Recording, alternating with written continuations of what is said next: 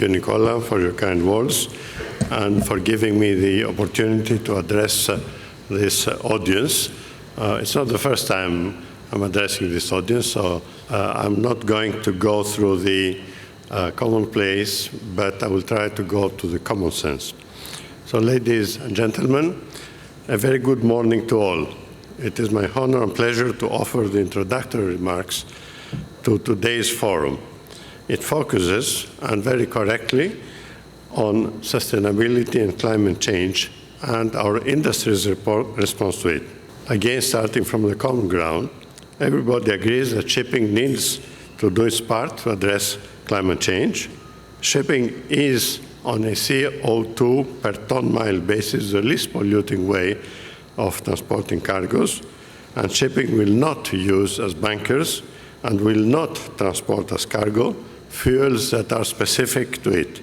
In other words, shipping will be transporting and using the fuels that the rest of the economy, the rest of the world, will predominantly use. Having said that, we also all agree that something needs to be done. Christine Lagarde attended a few days ago the IEA and EIB forum on ensuring an orderly energy transition in a period of global energy transformation. I think it's good to get to understand what she's actually saying, because she is one of the great influencers of the world.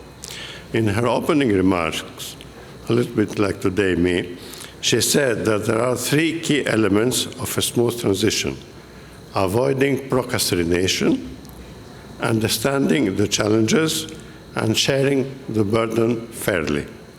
In particular, she stressed that we should not think that we can smooth out the cost of the transition by pushing back climate targets. We should strive to understand the specific obstacles that firms are facing in investing in the green transition, and as far as sharing the burden is concerned, front-loading green investments will cause high short-term costs and related backlashes. In particular, Christine Lagarde stressed that we could see stronger price pressures in commodities. These remarks are, of course, quite frank. For my part, not being constrained by political correctness, I will add what I believe was left unsaid but clearly implied. It is not realistic to expect a majority of the private investors to take specific investment decisions unless they can convince their board of directors, their shareholders, and other stakeholders that doing so will not bankrupt the company and hopefully will make a return on investment equal to any other investment opportunity. Nor will the banks provide subsidized loans, nor will investment funds give away equity funding. The corollary of this is that public institutions and states, and eventually public opinion, must provide incentives and/or compulsion. This has to be in the form of subsidized funding and clear and enforceable regulations that apply equally to all. At the end of the day, as Mrs. Lagarde notes, this means that the public at large, i.e., the consumer and taxpayer, will have to face higher commodity costs and/or high taxes to fund these efforts. As another eminent economist has said, there is no such a thing as a free lunch. My view, however, is that subsidies and incentives are good for kickstarting the process of innovation and experimenting, but they cannot be a permanent solution. The transition to new fuels will be costly and difficult, and in the long run, it will have to pay its own way.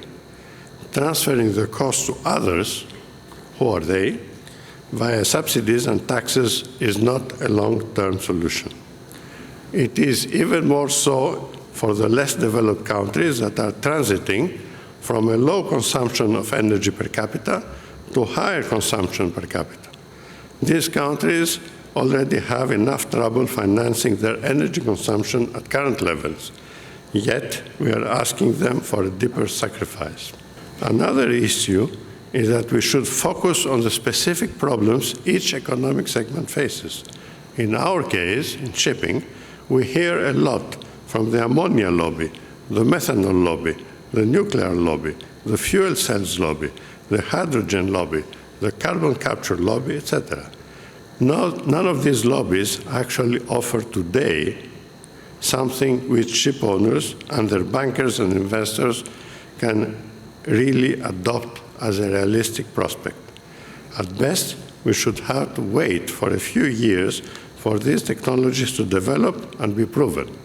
Meanwhile, investment decisions have to be made today, even if the decision is not to invest. Lastly, consideration which is very tangential to today's proceedings and shipping in general is that regulations and hope are far ahead of technology. We at the Onassis Foundation have taken the net zero pledge for 2050. However, I am sure we are not alone in not really having determined specifically what fuel our ships will be using, and we do not know what cargoes our ships will be carrying in 2030. Coal, crude oil, and LNG are a major part of our cargoes. If we are to carry ammonia, hydrogen, CO2, or something else, somebody must tell us quickly. I know, and we do it ourselves, that many in the audience have established internal research units to consider the technological challenges. Many of us work with academic institutions for the same purpose. I would like to call for the shipping industry, and particularly Greek ship owners, to unify these efforts. It will save costs and avoid duplication. None of us will invent the wheel alone. Ship owners will, with very much difficulty and a high cost, produce patentable inventions. It is more likely that we shall all reach similar conclusions, more or less at the same time. Importantly, joining forces will save time, and in this matter, time is of the essence. Joining forces to establish the way to the future fuels and engines is a more rational and efficient way to use our capital and another scarce resource, time. Thank you for your attention.